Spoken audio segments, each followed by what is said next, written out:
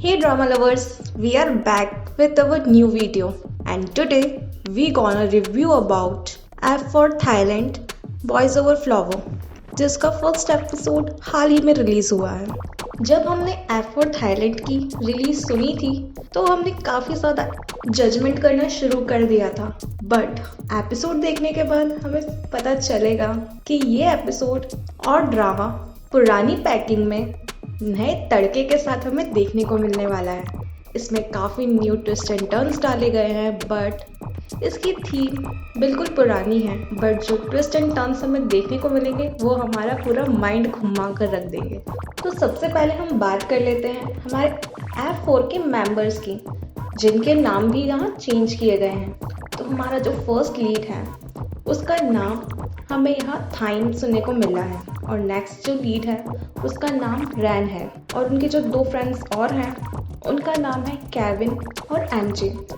यहाँ हमारी main lead actress का भी नाम बदला गया है, जिसका नाम हमें यहाँ गोरिया देखने को मिला।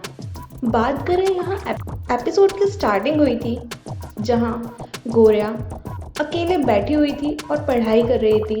वहीं उसकी एक लड़की से इंट्रैक्शन होता है, वो उसे बताती है कि वो यूएसए से आई है और स्कूल में नहीं है, उसकी ना कोई फ्रेंड्स है, तो क्या वो उसकी फ्रेंड बनने में इंटरेस्टेड है।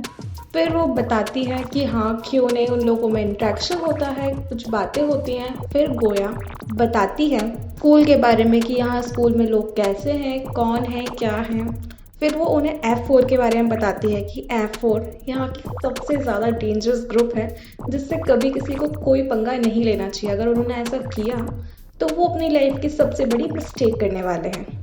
यहाँ बात हो ही रही होती है कि अचानक से वहाँ आवाज़ें सुनाई देती है जहाँ F4 ऊफा नाम के एक लड़के को पीट रहे हैं, क्योंकि वो दुनिया के सामने F4 को एक्सपोज करना चाहता है उनकी कुछ वीडियोस बनाकर कि ये लोग इतना बुली करते हैं। बट F4 को ये सब पता चल जाता है और वो उसे बहुत मारते हैं, और साथ ही उनके स्कूल के और भी लड़के उसको मारने लगते हैं।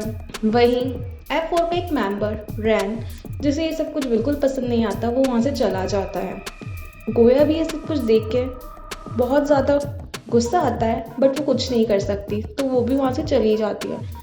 फिर गोया स्कूल की टेरेस की छत पर जाकर बहुत ज़ोरों से चिल्लाती है और अपनी बातें बोलती है, बट उसे ये पता नहीं होता कि F4 का मेंबर रैन वहाँ पे छत पे सो रहा है। बट रैन गोया से इम्प्रेस हो जाता है ये देखकर कि यहाँ कोई ऐसी लड़की है जो इन सब के खिलाफ आवाज़ उठाना चाहती है, और इन सबको देखकर उसे फ्रस्ट्रेशन होती है। ये सीन यहीं ख़त्म हो जाता है। फिर हमें आगे देखने को मिलता है कि गोया और उसकी नई फ्रेंड हाना दोनों लंच कर रहे होते हैं, और बाय मिस्टेक हाना वो लंच थाइम की शूज़ पर गिरा देती है। तो थाइम बहुत गुस्सा होता है। सब लोग कहते हैं कि तुम्हें इस जूते को छाटना होगा क्योंकि तुम इसके पैसे तो पे कर नहीं सकती। तो फिर वहाँ गोरिया को गुस्सा आ जाता है और बोलता है कि वो बोलती है कि तो गलती से हो गया, वो करना तो कभी नहीं चाहती थी। बट थाइम है, उसने वहाँ कुछ नहीं कहा, वहाँ से चला गया। बट फिर गोया को मिलता है रेड कार्ड, जो कि F4 की तरफ से उसे मिलता है। फिर लोगों से बुली करते हैं, कुछ लोगों से ढूंढते हुए वहाँ ढूंढने लगते हैं।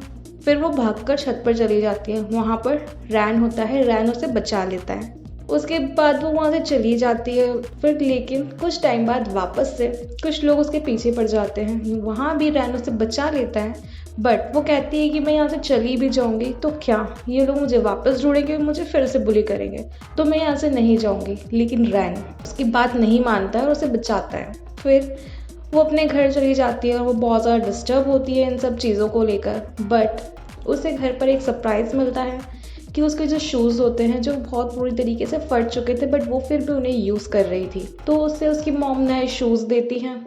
वो काफ़ी खुश होती है और वो शूज़ उसके लिए काफ़ी प्रीशियस होते हैं। नेक्स्ट डे जब वो स्कूल जाती है तो वहाँ उसे कुछ लोगों से परेशान करने की कोशिश करते, वही इन सब के बीच उसका एक शूज़ उन लोगों के हाथ लग जाता है, और फिर वो उसे परेशान करते हैं, उसे उसके शूज़ नहीं देते हैं। ऐसे करते करते वो वहाँ बुली एरिया में पहुँच जाती है, जहाँ F4 हर इंसान को बुली करता है। वहाँ जब थाइम उस शूज़ को देखता है तो उसे बुरी तरीके से फाड़ देता है और फाड़ कर डस्टबिन में फेंक देता है। यहीं कोरिया के सर से पानी ऊपर जा चुका था। अब उसे बहुत ज़्यादा फ्रस्ट्रेशन थी। वो शूज़ को निकालती है, पहनती है और फिर एक बहुत ज़ोर से किक करती है थाइम को। थाइम नीचे गिर जाता है। थाइम को फ्रस्ट्रेशन होती है। बट ये सब कुछ देखकर वहाँ एक इंसान था जो काफ़ी खुश हो रहा था। वो था रैन। लड़की में कुछ तो बात है जो इन सब के खिलाफ आवाज़ उठा रही है।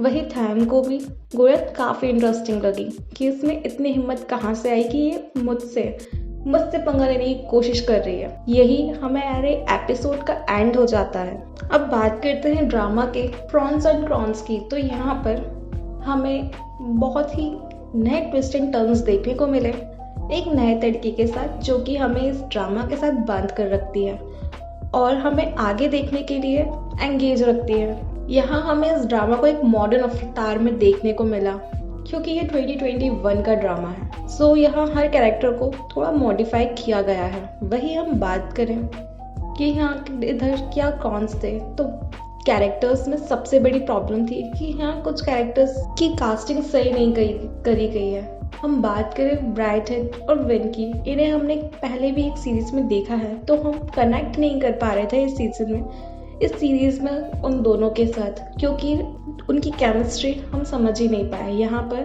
फैब 4 की जो बॉन्डिंग थी वो भी अच्छे से नहीं दिखाई गई है।